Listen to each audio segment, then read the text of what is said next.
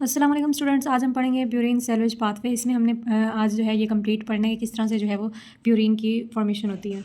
First of all इसके अंदर हमने इस फर्स्ट पैराग्राफ के अंदर लिखा हुआ है कि टर्नओवर जो है वो सेलुलर न्यूक्लिक एसिड्स का स्मॉल अमाउंट में होता है, यानी कि स्मॉल अमाउंट में डाइट से हमें मिलती है, न्यूक्लिक एसिड हमें डाइट से मिलते हैं स्मॉल अमाउंट में, और ये डिग्रेड नहीं होते और ये कन्वर्ट हो जाते हैं इनटू न्यूक्लियोसाइड ट्राइफॉस्फेट्स में in the body, and salvage pathway के थ्रू जो है वो प्यूरिन बनती है।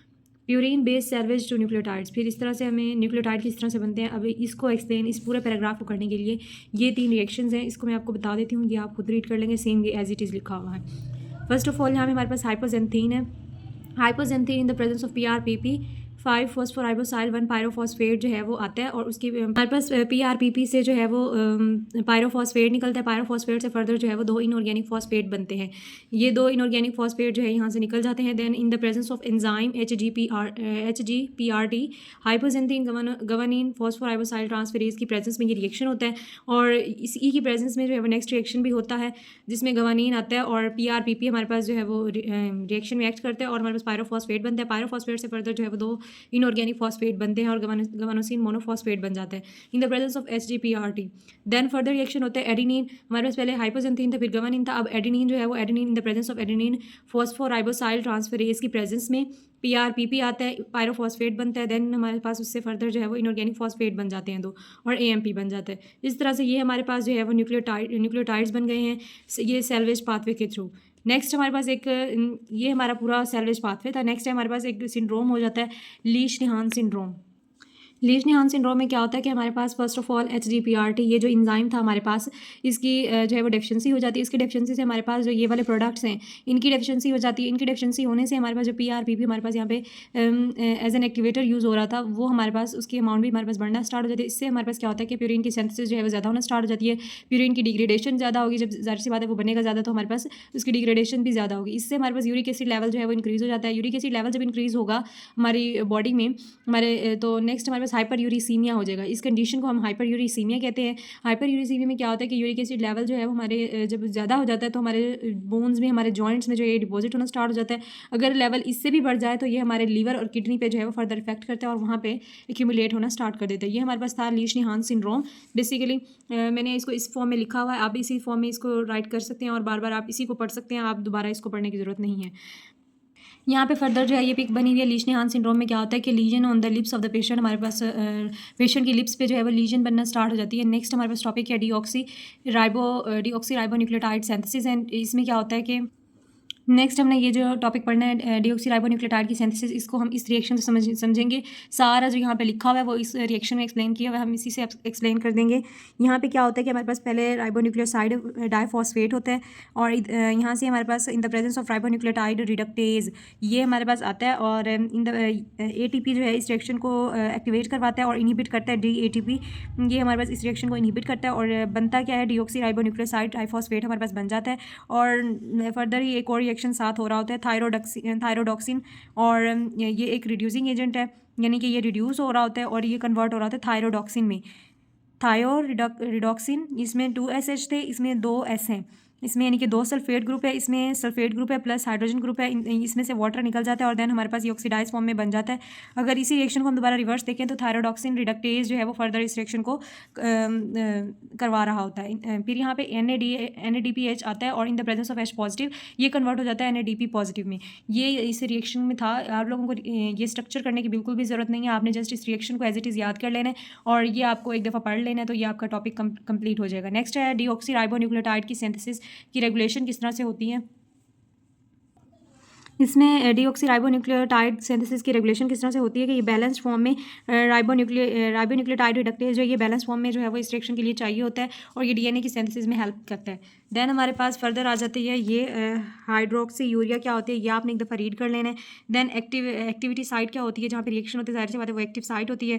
जैसे कि हमने इंजाइम्स वाले टॉपिक में पढ़ा था कि एक्टिव साइट क्या होती है, जहाँ पे कोई भी सबस्ट्रेट आके अटैच होता है वो हमारे पास एक्टिव साइट होती है।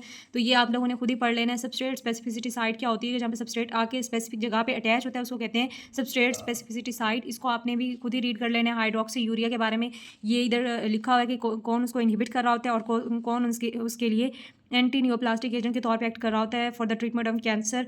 तो ये भी आप लोगों ने एक दफ़ा खुद ही रीड कर लेना। नेक्स्ट है nucleotide degradation. Purine nucleotide degradation को समझने के लिए आपको ये सारा एक दफ़ा पढ़ लेना है। और हमने बेसिकली करना क्या है, हमने ये वाला सारा जो है वो फ्लो चार्ट कर लेना है। माउथ में किस तरह से हो रही होती है डिग्रेडेशन, देन स्टमक में, then pancreas, then small intestine, और फिर सर्कुलेशन में किस तरह से जाता है, ये आप लोगों ने एक दफ़ा इस तरह कर लेना है। इसको मैं आपको एक दफ़ा बता देती हूँ कि माउथ के अंदर पहले हमने जो है वो DNA RNA जो है वो हमारी बॉडी में आता है। DNA RNA जो है वो लो pH पे डीनेचर होता है, DNA और RNA देन डीनेचर्ड होकर ये न्यूक्लिक एसिड बन जाते हैं। न्यूक्लिक एसिड हमारे पास ये स्टमक में बन रहे होते हैं। फिर ये न्यूक्लियेसिस जो है वो एंजाइम आते हैं और इसको पेंक्रियाज में कन्वर्ट कर देते हैं ओलिगोन्यूक्लियोटाइड्स में। ओलिगोन्यूक्लियोटाइड जो है वो फॉस्फोडाइएस्टरेजेस में जो है वो आते हैं, ये एंजाइम्स के तौर पे करते हैं, फर्दर इसको कन्वर्ट कर देते हैं स्मॉल इंटेस्टाइन के अंदर मोनोन्यूक्लियोटाइड्स में। मोनोन्यूक्लियोटाइड्स जो है वो फर्दर हमारे पास कन्वर्ट हो जाते हैं न्यूक्लियोटाइडेजेस जो हैं फर्दर मोनोन्यूक्लियोटाइड्स को कन्वर्ट करते हैं न्यूक्लियोसाइड्स में, और यहाँ से इनऑर्गेनिक फॉस्फेट जो है वो निकल जाता है और फर्दर न्यूक्लियोसाइड्स में कन्वर्ट हो जाते हैं। और ये हमारे पास सर्कुलेशन में सारा रिएक्शन हो रहा होता है। न्यूक्लियोसाइड्स जो है वो फर्दर न्यूक्लियोसाइडेजेस की प्रेजेंस में पायरामिडीन प्लस बेसिस में कन्वर्ट हो जाते हैं। पायरामिडीन और बेसिस जो है वो फर्दर राइबोज 1 फॉस्फेट में कन्वर्ट होते हैं और देन ये हमारी सर्कुलेशन में ऐड हो जाती हैं। और प्यूरिन बेसिस साथ में बन रही होती है। प्यूरिन बेसिस जो है वो फर्दर यूरिक एसिड की फॉर्म में हमारी बॉडी से एक्सक्रीट आउट हो जाती हैं। एंटेरोसाइड्स के थ्रू में ये रिएक्शन हो रहा होता है, ये यूरिक एसिड के थ्रू हमारी बॉडी से यूरिन में एक्सक्रीट आउट हो जाता है। ये हमारे पास जो है वो डिग्रेडेशन थी माउथ में, स्मॉल इंटेस्टाइन, पेंक्रियाज और सर्कुलेशन में किस तरह से जाता है। नेक्स्ट है हमारे पास यहाँ पे uric acid formation. Uric acid हमारी बॉडी में किस तरह से बनता है, तो फर्दर इसको एक्सप्लेन करने के लिए हमने ये वाला टेबल कर लेना है। आपको सारे टेबल्स करने का फ़ायदा ये होगा कि आपको एक दफ़ा जब दोबारा रिवाइज करना होता है तो आपको ये टॉपिक नहीं पढ़ना पड़ता, आपको जस्ट ये रिएक्शंस देखने होते हैं, आपको ये चीज़ रिवाइज हो जाती है। अब नेक्स्ट यूरिक एसिड की फॉर्मेशन स्टार्ट होती है। यहाँ पे हमारे पास AMP से AMP जो है वो एडिनोसिन मोनोफॉस्फेट जो है वो इन the presence of AMP D aminase की प्रेजेंस में कन्वर्ट होता है IMP इनोसिन मोनोफॉस्फेट में। नेक्स्ट हमारे पास AMP जो है वो IMP में कन्वर्ट होता है। IMP जो है फर्दर हमारे पास in the presence of 5 nucleotidase की प्रेजेंस में रिएक्शन होता है और कन्वर्ट होता है इनोसिन में in the presence of water आता है और हमारे पास इनऑर्गेनिक फॉस्फेट बना देता है। इसके बाद ये भी हमारे पास सेकंड स्टेप था, ये भी हमारे पास सेकंड स्टेप है। इसमें क्या होता है कि AMP कन्वर्ट होता है एडिनोसिन में और यहाँ पे वाटर आता है और इनऑर्गेनिक फॉस्फेट जो है निकल जाता है in the presence of 5 nucleotides की प्रेजेंस में। एडिनोसिन जो है फर्दर कन्वर्ट होता है इनोसिन में in the presence of adenosine D aminase की प्रेजेंस में। यहाँ पे भी वाटर आता है, अमोनिया में कन्वर्ट हो जाता है। उसके बाद फर्दर इनोसिन हमारे पास कन्वर्ट होता है हाइपोजेंथीन में in the presence of purine nucleoside phosphorylase की प्रेजेंस में इनऑर्गेनिक फॉस्फेट आता है और राइबोज 1 फॉस्फेट में कन्वर्ट हो जाता है और फर्दर ये कन्वर्ट होता है हाइपोजेंथीन में। हाइपोजेंथीन जो है वो फर्दर कन्वर्ट होता है जेंथीन में in the presence of xanthine oxidase और ऑक्सीजन और वाटर आता है और हमारे पास कन्वर्ट होता है H2O2 में। जेंथीन फर्दर कन्वर्ट होता है दो चीज़ों में, सॉरी एक चीज़ में हमारे पास कन्वर्ट होता है जेंथीन, यहाँ पे ये रिएक्शन होता है फर्दर यहाँ पे गवानोसिन मोनोफॉस्फेट GMP से हमारे पास गवानोसिन बन रहा होता है in the presence of 5 nucleotidase और H2O और इनऑर्गेनिक फॉस्फेट में कन्वर्ट होता है। गवानोसिन जो है वो फर्दर कन्वर्ट हो रहा होता है हमारे पास गवानीन में। Guanine in the presence of purine nucleoside phosphorylase की प्रेजेंस में इनऑर्गेनिक फॉस्फेट कन्वर्ट होता है। राइबोज 1 फॉस्फेट की प्रेजेंस में हमारे पास ये इनऑर्गेनिक फॉस्फेट इसमें कन्वर्ट होता है, गवानीन बनता है। गवानीन से गवानेज की प्रेजेंस में जेंथीन बनता है। जेंथीन से फर्दर जो है वो यूरिक एसिड हमारे पास लास्ट में बनता है जेंथीन ऑक्सीडेज की प्रेजेंस में और सेम वही वाटर और वो ऑक्सीजन यहाँ पे मिल के हमारे पास यूरिक एसिड जो है वो बना देती हैं। इस पूरे रिएक्शन में ये जो चीज़ें यूज़ हो रही हैं प्यूरिन न्यूक्लियोसाइड फॉस्फोराइलेज की डेफिशिएंसी कहाँ हो रही है, गाउट कहाँ हो रहा है, मतलब हमारे डिजीज़ जो है वो प्यूरिन की डिग्रेडेशन के दौरान कौन सी डिजीज़ होती है, गाउट होती है। ये आप लोगों ने एक दफ़ा पढ़ लेना है। हाइपर यूरिसीमिया के कॉजेज में ये होता है कि जब हमारी बॉडी में यूरिक एसिड का लेवल बढ़ जाता है तो जो है वो गाउट हमारी डिजीज़ हो जाती है। यहाँ पे एडिनोसिन डी अमाइनेज की डेफिशिएंसी से क्या होता है ये भी आप लोगों ने एक दफ़ा पढ़ लेना है। फर्दर मैं आपको यहाँ पे बता देती हूँ कि गाउट क्या होता है। गाउट जो है वो यूरिक एसिड का लेवल जब हमारी बॉडी में या ब्लड में हमारी जब बढ़ जाता है तो ओवर प्रोडक्शन और अंडर एक्सक्रीशन, यानी कि ज़्यादा अगर उसकी प्रोडक्शन हो रही है और एक्सक्रीशन कम हो रही है यूरिक एसिड की हमारी बॉडी से तो वो डेपोजिशन स्टार्ट हो जाती है क्रिस्टल्स की फॉर्म में हमारे जॉइंट्स में और जो है वो एक्यूमुलेट होकर हमारे गाउट आर्थराइटिस हो जाता है, यानी कि हमारी बोन्स में डिपॉजिट होना स्टार्ट हो जाता है और नोड्यूल्स बनना स्टार्ट हो जाते हैं। इसको हम कहते हैं गाउट और ये हमारे बेसिकली जॉइंट्स को इफेक्ट कर रहा होता है। देन है हमारे पास uric acid under excretion.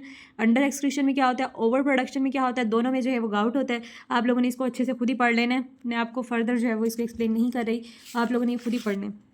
Next इसकी ट्रीटमेंट है। ट्रीटमेंट में क्या होता है कि ट्रीटमेंट में हम यूज़ करते हैं फर्दर एलोप्यूरिनॉल, इसका हम लेते हैं। एलोप्यूरिनॉल जो है इसमें ये हेल्प आउट करता है इसको ट्रीट करने में। ये भी आप लोगों ने खुद ही पढ़ लेना है और यहाँ पे लिखा हुआ है आर्थ्रोसेंटोसिस क्या होती है। जॉइंट से जो है वो एस्पिरेशन करते हैं और हमारी बॉडी से जो है वो जॉइंट में जब वो फ्लूइड इकट्ठा हो जाता है तब इस तरह से ये करते हैं। ये भी आप लोगों ने एक दफ़ा देख लेना है। और ये हमारे पास यहाँ पे ऊपर पिक्चर बनी हुई है गाउट की। गाउट जो ट्रोफिशियस गाउट होता है वो इस तरह का होता है, हमारे फिंगर्स में एक्यूमुलेट हो जाता है, हमारे पास स्वेलिंग स्टार्ट हो जाती है। तो ये आप लोगों ने एक दफ़ा देख लेना है। फर्दर जो है हमारे पास एडिनोसिन डिअमाइनेज की डेफिशिएंसी से क्या होता है, ये इतना कोई ख़ास इंपॉर्टेंट नहीं है। गाउट इंपॉर्टेंट था वो मैंने आपको बता दिया है, और जो चीज़ें मैंने आपको बताई हैं ग्राफ से वो आपने उधर से टेबल से ही कर लेनी। लास्ट हमारे पास नेक्स्ट हमारे पास है पैरामिडीन की सिंथेसिस एंड डिग्रेडेशन। इसमें हमारे पास इस सबको मैं एक्सप्लेन करूँगी, आप लोगों ने ये खुद ही पढ़ लेना है।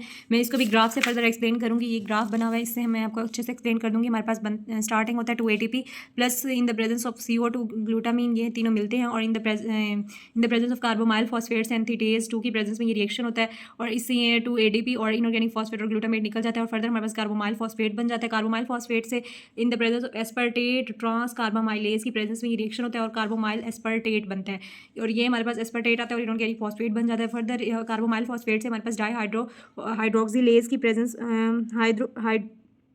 डाईहाइड्रोओरिटेज की प्रेजेंस में रिएक्शन होता है और वाटर यहाँ से निकलता है और बनता है डाईहाइड्रोओरिटेट बनता है। नेक्स्ट हमारे पास इसी से हमारे पास ओरिटेट बनता है। ओरिटेट किस तरह से बनता है, in the presence of dihydroorotate dehydrogenase की प्रेजेंस में FMN आता है और FMNH2 बना देता है। फर्दर इससे हमारे पास in the presence of orotate phosphoribosyl transferase की प्रेजेंस में रिएक्शन होता है, ओरिटीडीन 5 मोनोफॉस्फेट बनता है, और in the presence of PRPP से हमारे पास इनऑर्गेनिक फॉस्फेट बनता है। लास्ट में हमारे पास ओरिटीडीन 5 मोनोफॉस्फेट से in the presence of OMP D carboxylase की प्रेजेंस में ये रिएक्शन होता है और कार्बन डाइऑक्साइड निकल के यहाँ पे बना देता है यूनिडीन 5 मोनोफॉस्फेट UMP, ये हमारे पास बन जाता है।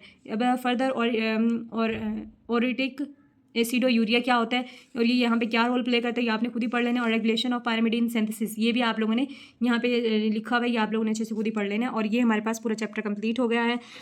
फर्दर अगर आपकी कोई भी क्यूरी है तो आप कमेंट बॉक्स में पूछ सकते हैं। उम्मीद है आपको वीडियो पसंद आई होगी। अगर आपको वीडियो पसंद आई है तो हमारे चैनल को लाइक करें, कमेंट करें, सब्सक्राइब करें, also press the bell icon. I will be right back with another video. अल्लाह हाफिज़। The link of the part 1 video of this chapter number 22 in the description and in the comment box. You can click here and get that video.